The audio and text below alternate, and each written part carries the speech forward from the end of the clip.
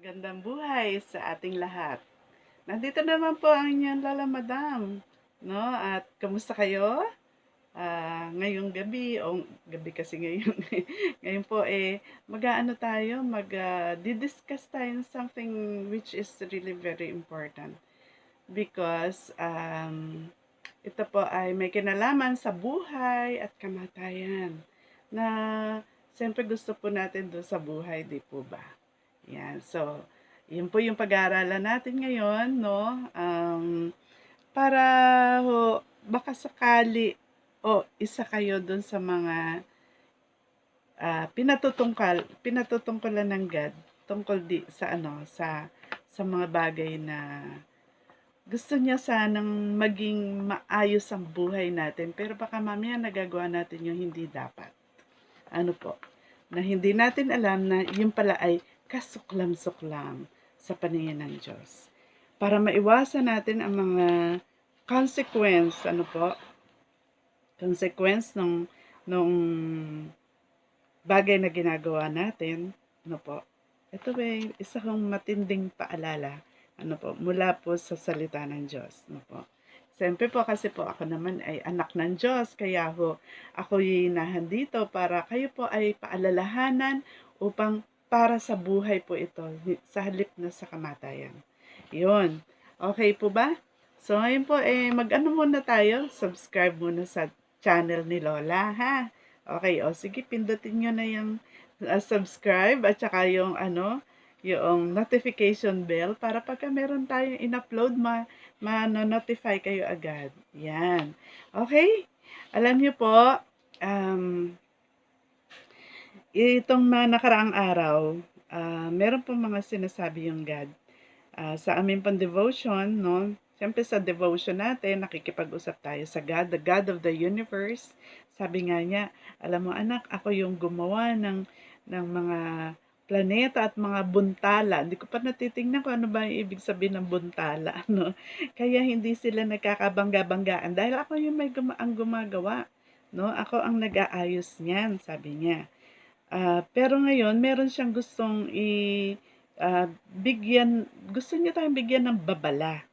Babala dahil nga po, meron daw paparating ng mga kalamidad. At alam niyo kung bakit, no? Bakit niya paparatingin yan? Dahil daw, sabi niya, ang mga kalamidad ay magdaraan upang ang mga tao ay magising sa katotohanan ng maigsi lamang ang buhay. No? Dito sa mundong ito, maigsi lang ang buhay at sa wakas ay haharap sila sa akin. Yun yung sabi niya. Mga kalamidad ay magdaraan upang ang mga tao ay magising sa katotohanan ng maigsi lamang ang buhay sa mundong ito at sa wakas ay haharap sila sa akin. Yun po yung sinabi niya, no? Sabi niya, ayaw ko na mga ginagawa ng marami sa iyong mga kababayan. Sabi niya na, ayaw ko anak, ayaw ko. Kung kaya't yan ay mangyayari, yan ang mangyayari at nagiging dahilan upang ang inyong bansa ay makaranas ng mga bagay na kalunos-lunos sa mata ng mga makakakita. So anong gusto ng Lord? Magsisi at tumalikod sa mga ginagawang karumal-dumal sa harapan niya. Ngayon, ano pa yung mga karumal-dumal, no? Kasi po, sabi niya, maraming ginagawa yung mga kababayan na karumal-dumal sa aking paningin, sabi ng Panginoon. So, pero sabi ko, Lord, ang dami namang karumal-dumal. Ano ba yung gusto niyong bigyan ng emphasis? Tapos sabi niya, ito, alam niyo kung ano? Homosexuality. Napakarami daw po ngayon ng mga homosexuals at hindi lamang ang gusto niyang maligtas pa rin dahil mahal pa rin niya ang lahat ng tao kahit na ikaw ay isang homosexual. Pero hindi pwedeng magpatuloy ka diyan. Ito nga yung sinasabi sa Old Testament Ito sa Tagalog basahin natin, no? Sabi niya dito, sa Levitico 20:13, ito yung sinasabi, ang lalaking nakikipagtalik sa kapwa lalaki ay gumagawa ng karumal-dumal na gawain at ito po ang gusto ng Panginoon. Pareho silang dapat patayin.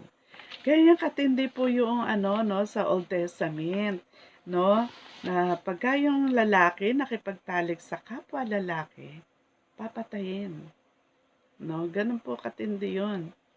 Bakit nga ba yung ano, yung Sodom at Gomorrah, alam niyo kung bakit ba yun inano, ginunaw? Yung pinaulanan ng ano, ng sulfur 'no, at kung ano-ano pa, 'di ko alam kung anong basta yung ginunaw yun 'no, talagang sinunog. Alam niyo kung bakit? Napaka-prevalent ng homosexuality doon. Ano po, basahin niyo po 'yan 'no, nasa saan na nga ba yun? Do'n sa ano, sa panahon ni Abraham 'no, sa Genesis, basahin niyo 'yun 'no. Bakit nga ba? Kasi mga lalaki 'no, ayaw nila ng ano, ayaw nila makipagtalik sa kapwa, sa mga babae. Sa halip gusto nila yung mga lalaki yung kanilang katalik. Eh, 'di po ba ngayon sa atin, sa bansa natin napakadami niyan? Kaya yan po yung ano, binibigyan emphasis ng God ngayon. Marami nga talagang karumal-dumal, pero itong subject natin ngayon ay tungkol sa pakikipagtalik ng kapwa lalaki sa lalaki, 'no? At hindi lamang 'yon, 'no, yung babae sa kapwa babae, homosexuality nga, 'no? Kaya ngayon, eto yung, babasahin ko sa inyo, medyo mahaba ano, pakinggan niyo mabuti. Sabi niya dito sa New Testament na 'to 'no, sa New Testament ito. Yung kanina binasa ko sa Leviticus, 20:13. So that's in the Old Testament. Kaya sabi ano, yung papatayin yung mga lalaki nakikipag, talik sa kapwa lalaki at tapos yung babae sa kapwa babae 'no, sabi dito. Sabi niya, eto na babasahin ko na. Ayan. Tingnan natin na, dali lang, isa-set natin 'to. Ayan, babasahin ni Lola.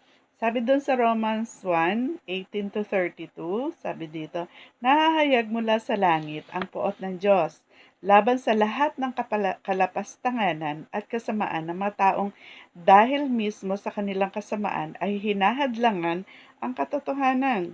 Sabi niya, sapagkat ang maaaring malaman tungkol sa Diyos ay maliwanag, dahil yon ay pinapahayag sa kanila ng Diyos. Mula pa ng likhain ng Diyos ang sanlibutan, ang kanyang likas na hindi nakikita, ang kanyang kapangyarihang walang hanggan at ang kanyang pagka-Diyos ay may liwanag na inihahayag ng kanyang mga ginawa. Kaya't wala na silang maidadahilan pa. Kahit na alam nilang may Diyos, siya hindi nila pinarangalan bilang Diyos, ni pinasalamatan man lang. Tapos, sa halip, naghaka-haka sila ng mga bagay na walang kabuluhan, kaya't nagdilim ang hangal nilang pag-iisip. Sila'y nagmarunong, ngunit lumitaw na sila'y mga hangal.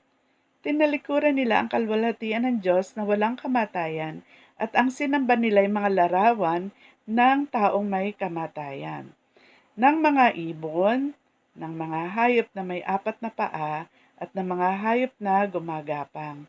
Kaya't hinayaan na sila ng Diyos sa kanilang maruruming pagnanasa hanggang sa hindi na nila mapigil ang paggawa ng kahalayan sa isa't isa. Ang katotohanan tungkol sa Diyos ay tinalikuran at pinalitan nila ng kasinungalingan. Sinamba nila at pinaglingkuran ang mga nilikha sa halip na ang lumikha, na siyang dapat papurihan magpakailanman. Amen. Ito na po mga kapatid, no? Dahil dito'y hinayaan sila ng Diyos sa mahahalay na pagnanasa. Ayaw na makipagtalik ng babae sa lalaki. Sa halip ay sa kapwa babae sila nakikipag-ugnayan.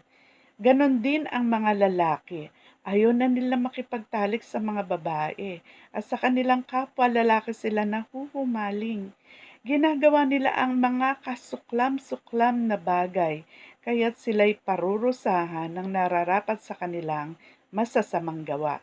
Dahil ayaw nilang kilalanin ng Diyos, hinayaan sila ng Diyos sa masasamang pag-iisip at sa mga gawaing kasuklam-suklam.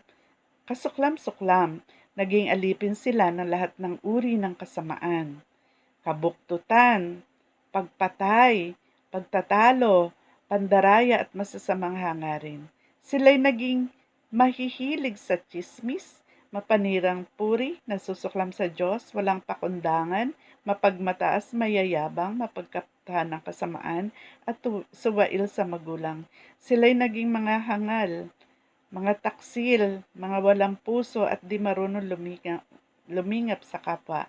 Nalalaman nila ang utos ng Diyos na dapat mamatay ang mga gumagawa nito, ngunit patuloy sila sa paggawa nito at natutuwa pa makita na ang iba ay gumagawa rin ng ganoon. So mga kapatid, iyan po yung sinasabi.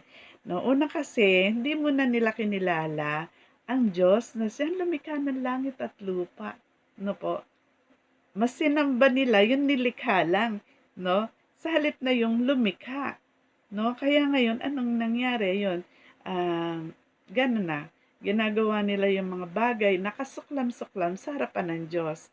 Bakit? Kasi yung sinasamba nila wala namang mata eh. Eh may mata nga, hindi naman nakakakita. Kaya, okay lang. Wala naman, hindi naman ako nakikita ng Diyos ko. O yung Diyos niya nga eh, nakadilat nga, wala namang makita. No? Pero ang Diyos natin, Diyos ay banal. At ano ngayon ang mangyayari dahil sa mga ginagawa natin yan? Ano? Sabi niya dito, ang mga kalamidad ay magdaraan upang ang mga tao ay magising sa katotohanan ng maigsi lamang ang buhay sa mundong ito at sa wakas ay haharap sila sa akin. Sabi niya, ayaw ko ng mga ginagawa na marami sa iyong mga kababayan. Ayaw ko, anak. Ayaw ko.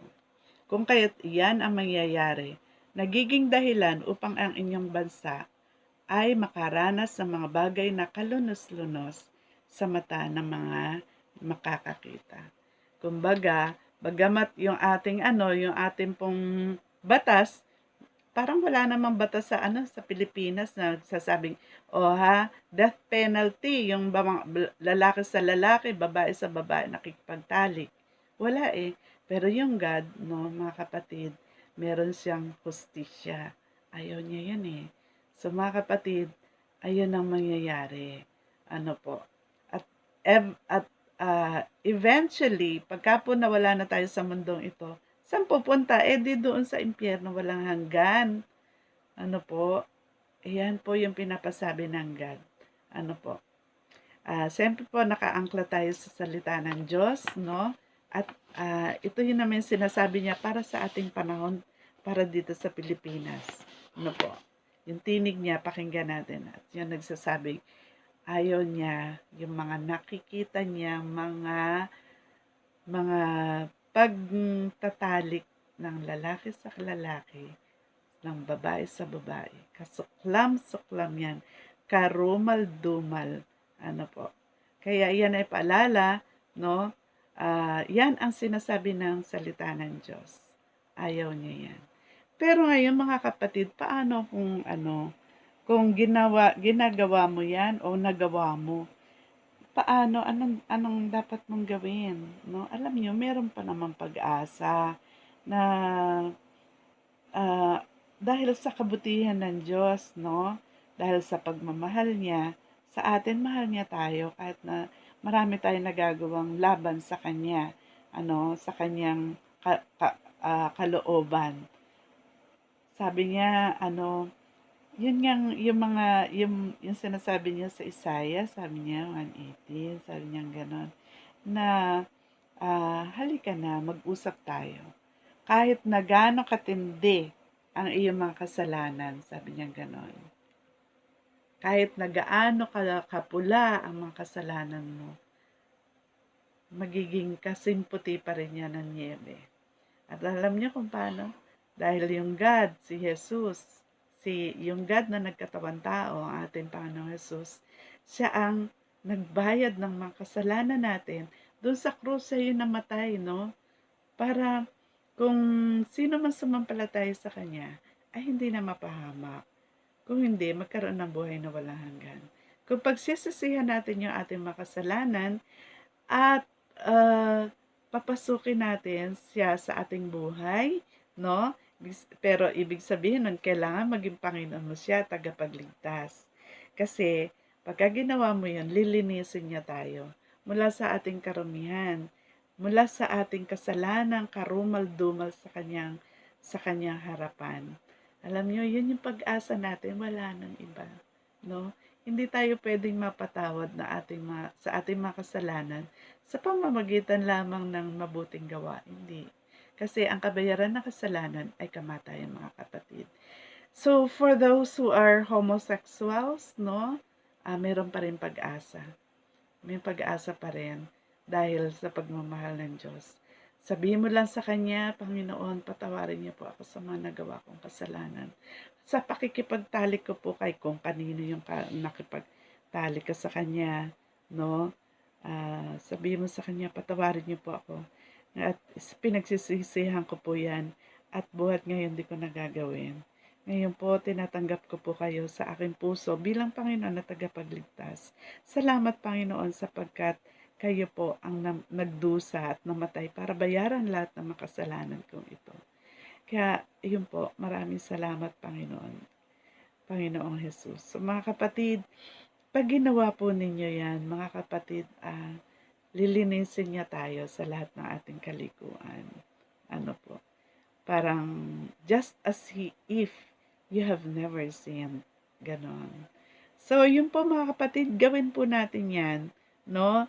Para maalis tayo doon sa kaparusahang walang hanggan at higit sa lahat. Hindi na, kung gagawin lahat ng Pilipino yan, malay nyo, baka mag-relent yung God at hindi na iparanas sa atin yung nakakabaghang mga pangyayaring kalunos-lunos. So, yun mga kapatid, yun lamang. Paalala po ng inyong Lola Madam, no po, na bagamat ang dami po nating kasalanan before the Lord, still, yung grace po niya, yung kanyang mercy, ay pwede pa rin natin makamtan. Ano po, sa pamamagitan ng ating Panginoong Jesus. Tanggapin mo siya ngayon. Upang magkaroon ka ng kapatawaran, no? At buhay na walang hanggan. So, yan lang po.